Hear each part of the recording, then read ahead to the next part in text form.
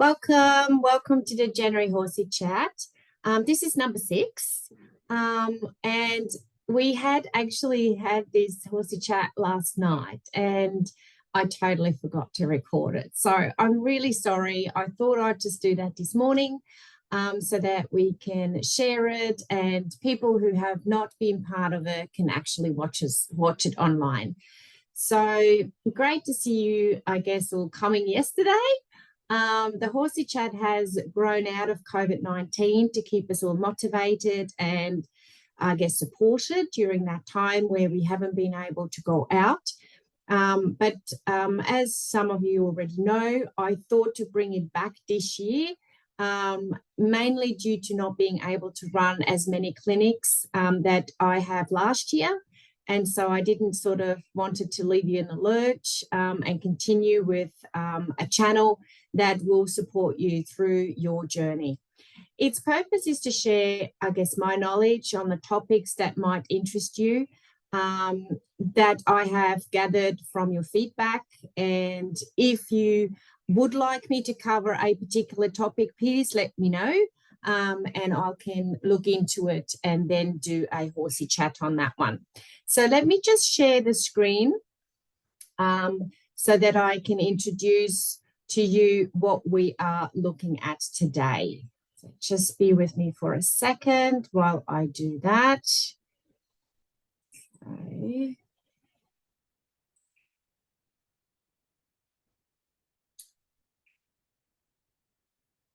Can you see that screen now? I'm assuming you can. So I'll just move a few things around on my screen here so that I can run you through it. So today we'll cover a topic on how to achieve your goals in 2024. We will cover the following sections within that. And I've got that on my next slide. So firstly, we assess the goals that we have set for 2024. As it has started with a bang, literally, with some crazy storms here in Queensland impacting most of us, we might already be slightly behind with some of them, but you know what? We'll be able to reflect on them. We'll be able to reassess them and reset them if we need to. And for people who have not already set their goals, perfect opportunity to do so. So secondly, we move to 4 common strategies on how to keep achieving goals and tactics. I have used most of them in business as well, so they have been proven. Thirdly, we open the floor for some Q&A. And unfortunately, you will be missing out on that one today because the session was actually yesterday. And so we had that Q&A session yesterday. So it really is, I guess, something I can't replicate. Thirdly, we open the floor to then, give you the contact details of myself so that you can, if you have feedback, if you want any particular topic to be covered, let me know. Just a little bit about myself, who I am. So I guess in my 9-to-5 job, if you can call it that, I am a professional business improvement coach, leadership coach. I also have certifications in life and equestrian coaching. I've got a master's in information systems. I am a certified NLP practitioner, certified horse behavioralist and communicationist. And again, on the side, when I do have some time, I am breeding stock horses and warm bloods and also train them myself. And if you are interested to see a little bit more about that, you can go onto my website and, have a look around. So without further ado, let's set and assess your goals. So let's move into it.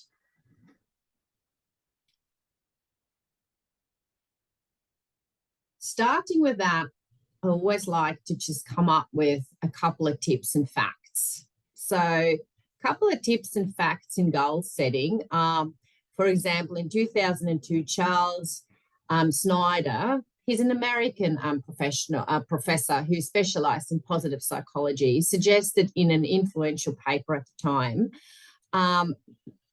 firstly, not believing we can achieve our goals. So that is an obstacle. Not identifying the pathways to achieve them. So that's another obstacle. So that is mostly why these New Year's resolutions don't actually work, because we don't really believe them and we don't actually set a pathway how to achieve them. So going through, I guess, identify your goal within 3 minutes to most. So if you haven't already, you can use in a couple of minutes some time to just write down while we others assess our goals that we have set. In 3 minutes, you should be able to write down your goals. No more than 10 goals. So I actually go for 9, so 7 plus minus 2, the magic number, so to speak, because I can remember them. I usually can't remember 10, but I can remember 7, and I can certainly remember 5. So prioritize and focus is another tip. Assess if there is a flow or a dependency between your goals and prioritize them accordingly. Sometimes you can't do one thing before another, so be aware of that. Otherwise, you're going to get stuck, you're going to lose motivation, you procrastinate, and you stop. So it's blocking your pathway if you are not prioritizing and focusing. Writing down your goals increases your chance of achieving them by 42%. So that is a statistic that is proven. So as soon as you write something down and you visually see it, it does stick with you a little bit longer. So hence the number 42%. Being specific keeps you motivated. So be specific in how you actually define your goals. You might identify them in 3 minutes, but you do have to actually define them. So it's, again, a little bit of statistics here. 50% of US makes New Year's resolutions and only 8 achieve them. So again, it comes down to they just say it. They don't actually write it down. They don't define it. And US, I'm not picking on the US. It wouldn't be any different from Australians or Europeans. It's just that's the stats I have been able to find. So 30% quit after 1 week after made New Year's resolutions. So 60% quit after 6 months. So you can see there is not necessarily a success rate of goal achievement here. Now, another real reason for not achieving your goal is you're not connecting it to the why. You want to achieve this, why you want to achieve this goal. So you really need to be clear on why. The why is more important to have that very clear in your mind than the actual goal. You can set your goals, you can identify your goals, you can even specify your goal to some degree, but if you have not identified what your why is, and if your why isn't strong enough, your how will not happen, and you will not have your pathway to achieve it. So if you do your whys, I've given you a little formula there. You can specify it by I want to, so that I can. And what I usually do, I look at my 4 vision boards. I've got one for foundation, transformation, and performance, which is really my educational stream. Then I've got Bardos. Bardos is the breeding and training stream, and Hillside is my, I guess, my personal goals in life.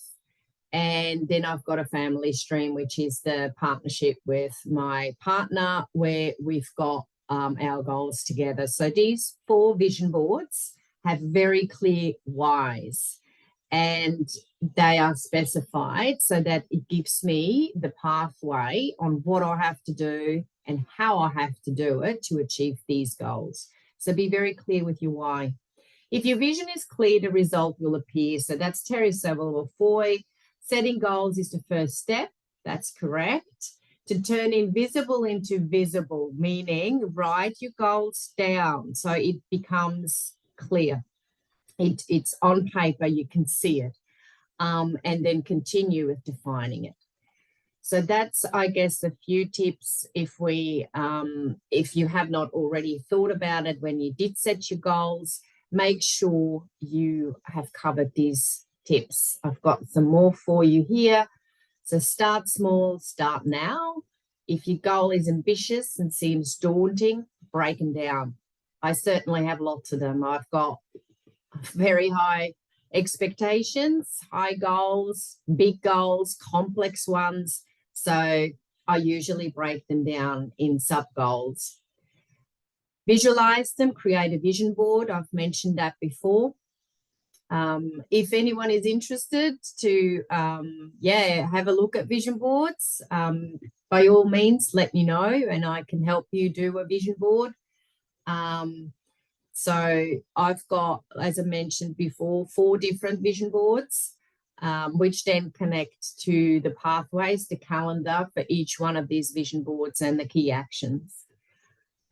The other trick and tip is down the road when you have started, maybe 1 month in, reflect and look at your circumstances, look at the situation where you're at, and potentially you have to change your goals, update them, because circumstances have changed. Or, like you might even find that you no longer really want to go there after you've now really specified and have looked into it and found your pathway. Could well be that you don't, or it needs to be reprioritized. So whatever you need to do, that's to be done in your reflection and adaptation. When you set these, I usually set them monthly. I have weekly reflections on activities. How did I go? And then I have my monthly one where I pretty much already know, due to the weekly reflections, that that particular goal really needs to be adjusted. So again, keep your goals out of reach but not out of sight. Okay, so don't make them too big, but also don't make them too small. So when we look at, again, goal setting, we try to apply the SMART framework.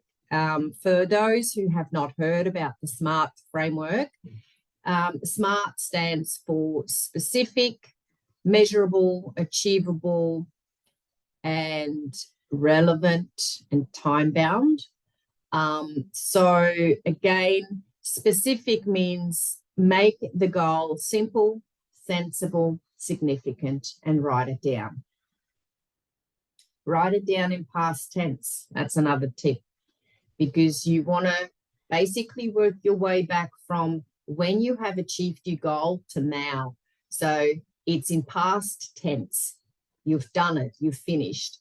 So now you work your way back how you get there. So if it is in past tense, in your mind, it's already done. So you will get that pathway easier. Think of an image. So I have them on my vision board. So how would it look like, feel like?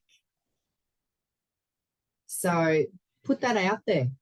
There's plenty of images online, or you might even have one already. Print it out, stick it on your vision board.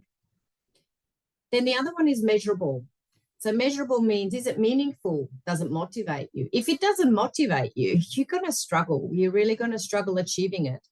If it doesn't motivate you, cross it out, to be honest. It's not worth it. Try something else or redefine it. The other one is achievable, attainable. So is it realistic? Or like we mentioned before, at this point too complex, you need to break it down. Time frames are just too short for that particular goal. You need to expand it. Hence, again, you have to break it down. Have you got the resources to even do it? Like, have you got the money or the skill? Or do you need another goal there that says, I will have that skill by, so that you can then actually achieve that goal? So that's just, again, breaking it down and having a sub goal, because you first need the skill or the money to be even able to do that goal. So it's got to be achievable, realistic. If not, you start to procrastinate and motivation will pretty much fade. And then we all know, then we go and hammer ourselves that we haven't achieved what we set out to achieve. So make sure you assess that it is achievable and realistic for you. Not more than 10 goals. We've spoken about that. Time bound. So time bound, set a time frame. And very often when I look at the time frames for a goal and I go, okay, can I achieve this within, the next, let's say 3 or 4 months? I go, no, I can't. Then I know I might have to break it down. So especially when I look at what would it need, resources like money or even activities, what does it really need to do it? Do I need other people involved? And then I look at what the time would take to do that. And then I go, oh my God, this is way too big, so it can't be achieved. So that is, I guess, make sure you do put time against it so that you eventually can measure that. Set goals that are personal to you and inspire you. So some suggest to write it out in your daily routine to keep a focus on it. So I do that. I sit down every morning, usually quite early, and you don't have to go up at 4 o'clock. Like some when you listen to, some of the entrepreneurs, they were talking about get up at 4 o'clock and do your yoga and do this and do that. I have tried it. I didn't achieve it. I achieved it for a month and then I really got tired, I guess, due to my day job and everything else.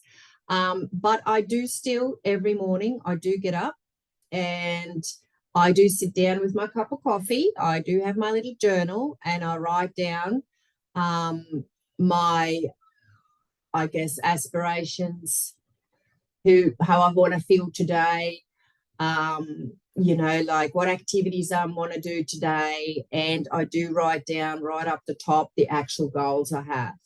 So that keeps me on the straight and narrow. My vision board is right in front of me all day when I work at home. I've got it as well as my calendar. So I've got them next to each other.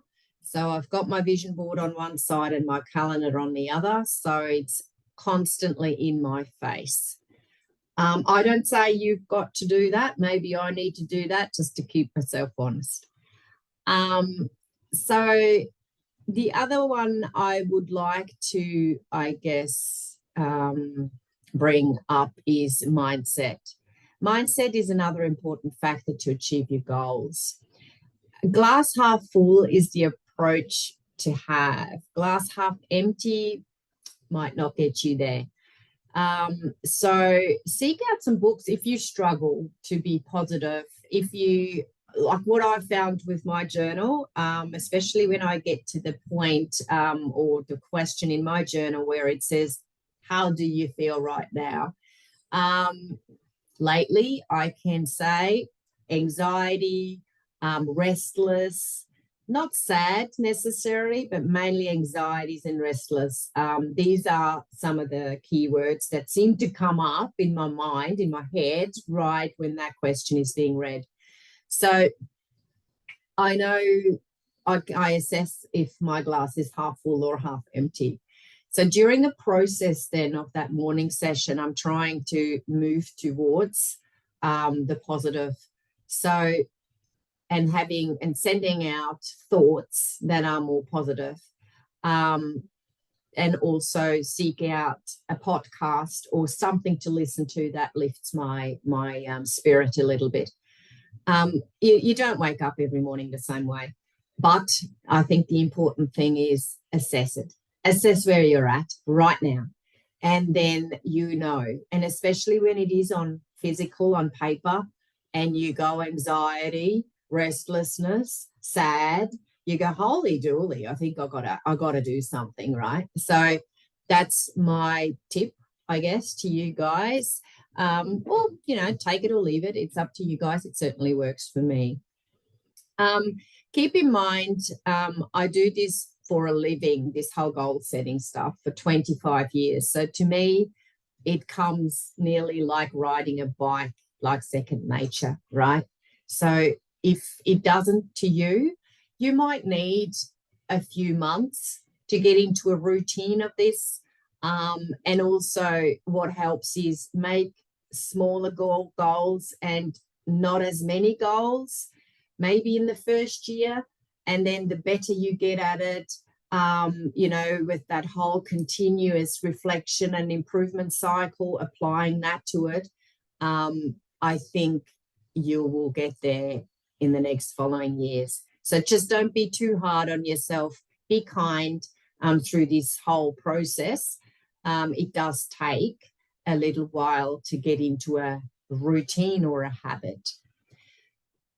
So I guess what I want to touch on now is really these strategies, right?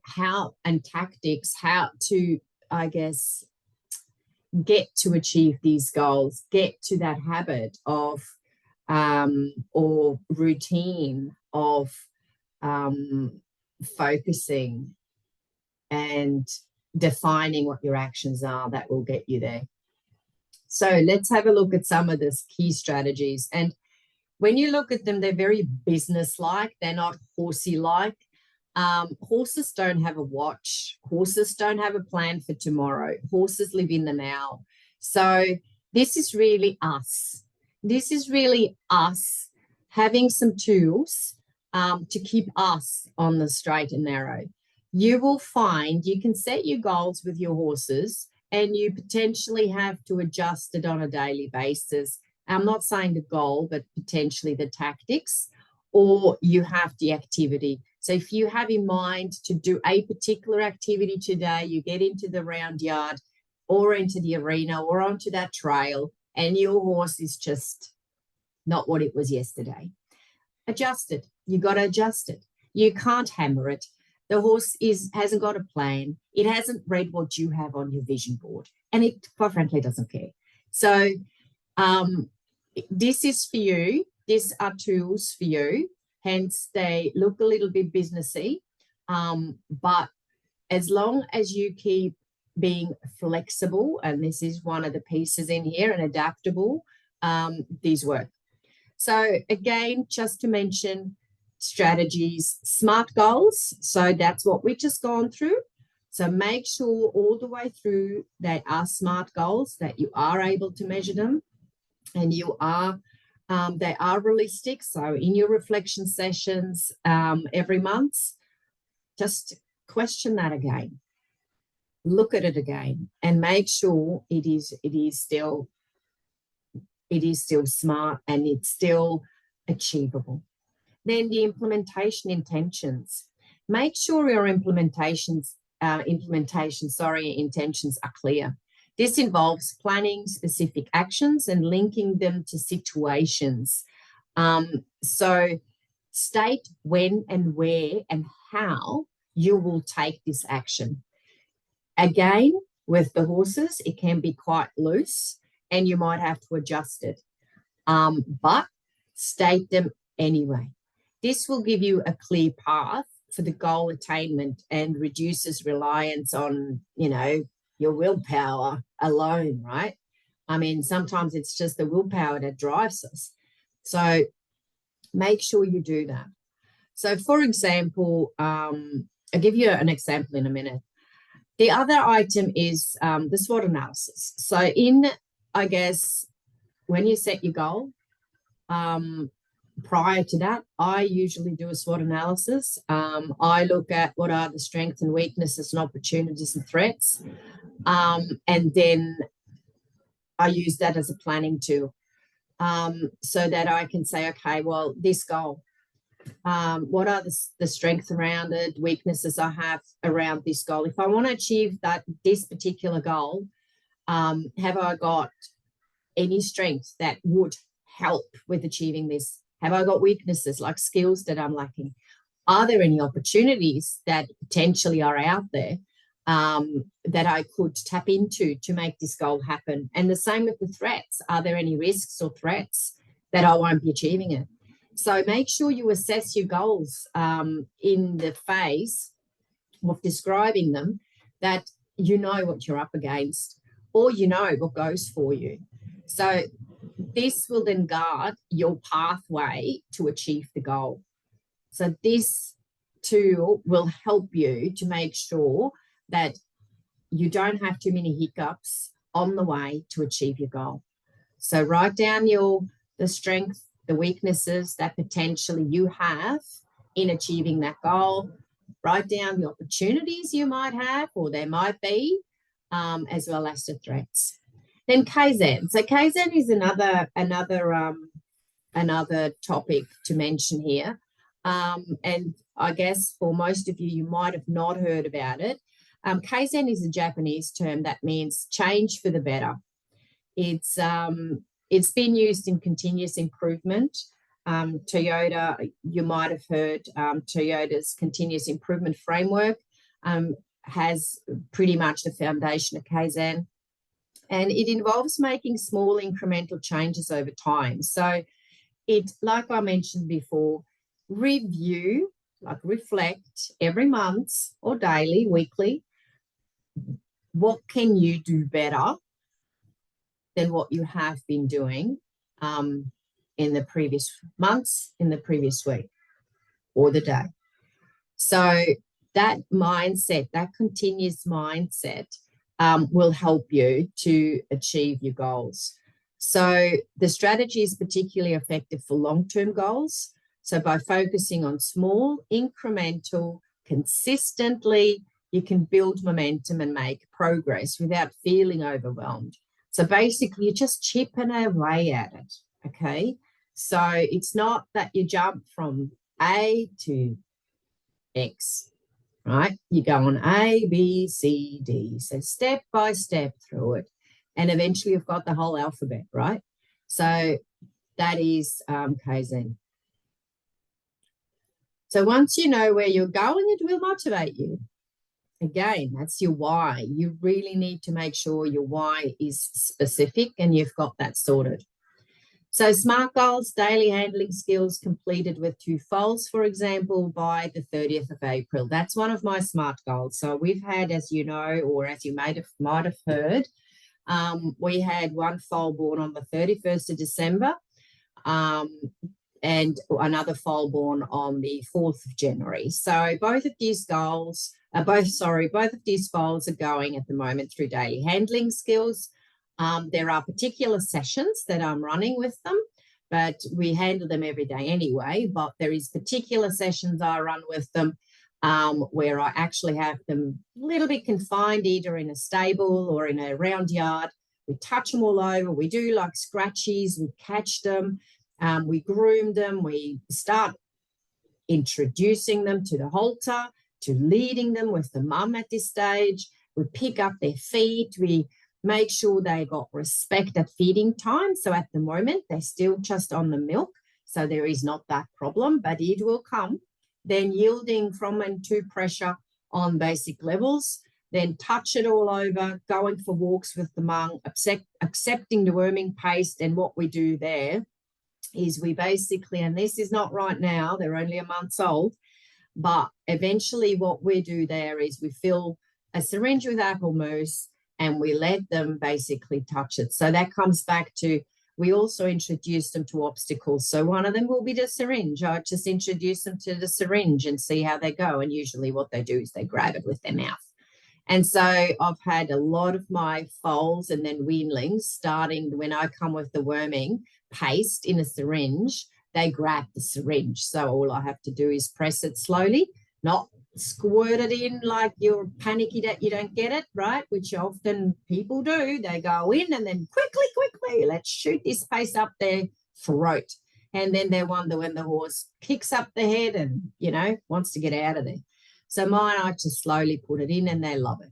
So stretch goal are for these guys the utility skills, or I call them periodic skills, because periodically you need a vet, you need a farrier, you might want to get some body work done. And so these foals have to be ready for that. And so by the time they're weanlings, they got their daily skills and they got their periodic skills, handling skills down pat. Now, the SWOT analysis, what I've done is I looked at all the resources available, the distractions, are there, like any logistics, the weather at the moment. So there is only the stable I can do it in. and of course the health of the foals. So that would be a threat if the foals get sick, etc., etc. So you look at this and you make sure that all of these things are managed. So what you find in your analysis, make sure these things are managed. Then every month, at the moment it's weekly, every week I identify, I analyze what's happening, and then I improve if I need to improve my activities. So that is an example of how I apply these 4 strategies, right? So I'll just run through them again for you. Whoops. So I make, oh dear, gone too far. So I made sure I got a clear SMART goal. So I got, it's 2 files and the date's the 30th of April. And the actual program I'm doing is daily handling skills. And at the end here, you've got that I have a stretch goal, which is the utility skills. So all of that done by the 30th of April. So that is one goal. And this goal sits on the vision board, which is part of my FTP vision board. Okay, there is some other, I think I can't remember, 5 others. So the total on the FTP vision board is 5. So not 7, not 9, not 10. I've got 5 on there. And they are defined, they're clear, they got an image, a little picture, and I've made sure my intentions are very clear here. They specified, I know what I've got to do. And the SWOT analysis being done to actually protect what I need to do. And the Kaizen is there to make sure that all of these things are moving forward by making sure I analyze them regularly, that everything is still good to go. So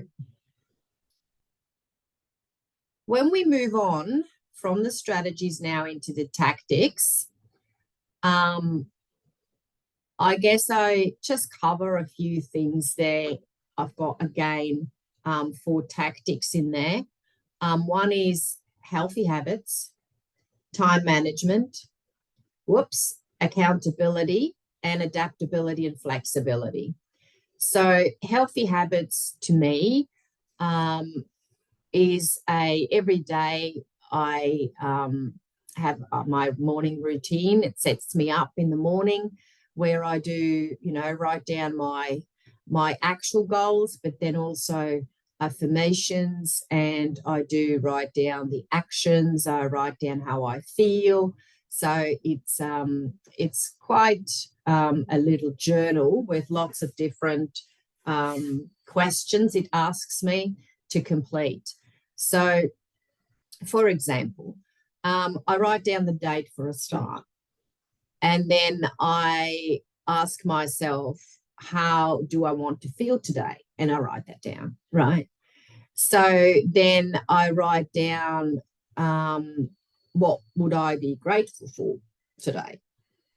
And then I write down how I actually feel. So do I feel anxious, rested, angry, playful, creative, sad, or anything that comes to mind, right? Once I've done that, I start my manifestation planner. So I basically then say, these are my goals. These are my affirmations for today. Usually 3 items, like I'm grateful for having no rain today. I'm grateful for having a roof over the head. I'm grateful for having, I guess, a job. I'm grateful for having whatever comes to mind. So just friends, family, just write down what you're grateful for. I found that is really, really impacts on, I guess, my thinking. And so then the next thing is you visualize. You visualize yourself once you've set your little goals, how you see yourself in that goal, or how it would look like, right, when you've achieved it. You then also write down how it would feel like, so, and what you would have. So write that down and think about it. Like, think about how you would see it. Like, how would it look like? Think about how you would feel. in that moment of that picture and think about what you then would have if that comes to life, right? So write these things down. That's sort of right, or writing these things down in my morning routine sets my morning up, and then I get going. By that stage, I pretty much have my coffee down. So time management is my next one. So stay organized. Use to-do lists if you struggle. God, we've got calendars and planners these days. I mean, Google it. There is so many apps. There's so much stuff out there, so many tools. Pick one. Don't pick all of them. Pick one and pick just one. They're all good. Like, there's so many out there. You can waste your day just Googling that stuff. Then if there is any project management apps, if you really feel you need to project manage yourself, by all means, go for it. I don't, and I am a PM. It's one of my hats I wear. And look, I'm not even resorting to that. I've got my notebook. I've got a little journal, and that's where I write stuff down. The calendar is on the wall. The vision board is on my right. And I don't actually have a to-do list because my journal is my to-do list. So, yeah, just find something that works for you. The time management, to make sure that you stay on track, like it is important. Allocate time box activities, like give them a particular time, how long you are going to spend on a particular activity. Minimize the distractions through these time slots. So don't go on your phone and FB and, let's just text this and let's just do, no. Stay in the moment. It's so important. I see it all the time. I see it even when I coach, that some of us are on the phone and looking, or they have their horse in one hand and the phone in the other, and they text someone, or they go to the horse and they maybe were meant to feed up, and then they, let's just text someone, and I'm guilty. I'm guilty for that one as well. I have been on the phone while feeding. It's actually not very smart to do, because we need to be in the moment. These animals are unpredictable. Things can happen.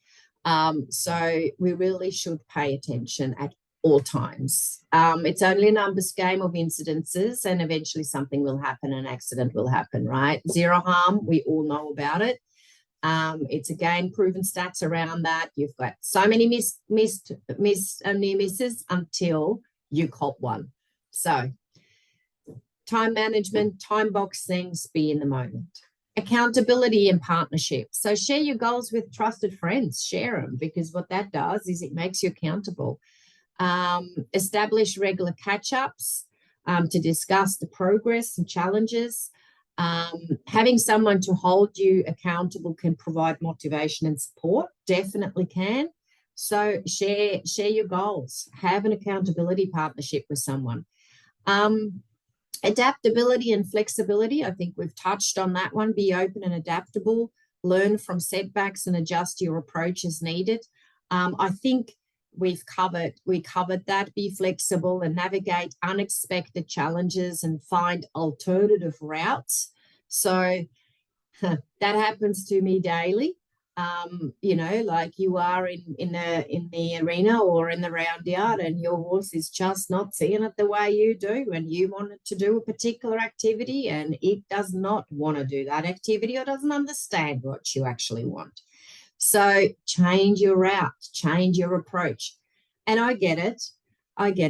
There sometimes is, where you don't have the tool, or you're running out of, I guess, your knowledge, and you're starting to get a bit frustrated, which is, by the way, a sign of running out of knowledge, hitting frustration, right? So go and do something that your horse as well as yourself are really sound on. It understands it, it knows what to do, and finish that session on a good note. Read up a little bit more on what you wanted to do, gain some more tools, go back in the round yard and tackle the topic. So don't hammer it if you potentially don't have the knowledge. It frustrates you, it will frustrate your horse and potentially freak your horse out, or get your horse to be really what we call stubborn. It's not stubborn, it's just confused and it locks up, it locks down. So it's got nothing to do with stubborn. It doesn't understand. So adaptability and flexibility on all levels with your goal setting. So right up when your goal setting, you might have to reflect again and adjust your goal. Be adaptable and flexible in doing that. In your daily chores, be adaptable and flexible doing it. Have your goals set out there. You will still achieve it. There's many ways, many roads lead to Rome, and it can be done different ways, right? So you can get there in different ways. So that's another tactic, adaptability and flexibility. So we've now covered some strategies, right? So your strategies, to go back to these 4 strategies, again, I didn't give you too many strategies. It's 4: apply SMART goals, implementation intentions, the SWOT analysis, and Kaizen. Make sure you got these down pat, these strategies. And then the tactics, this is my example, then the tactics: have healthy habits, time management is a must, accountability partnership would be a good tactic, and adaptability and flexibility is a good tactic to stay on that path to achieve your goal. That's what it's all about. We're trying to stay on the path to achieve our goals. So I guess in our session yesterday, I opened the floor for, questions and answers. Now, I won't be covering these today, but I'll leave you with a couple of notes here. So continuously learning, right? Stay curious, committed to continuously learning. The more you know, the better equipped you'll be to overcome challenges and adapt to changes. So embrace failure.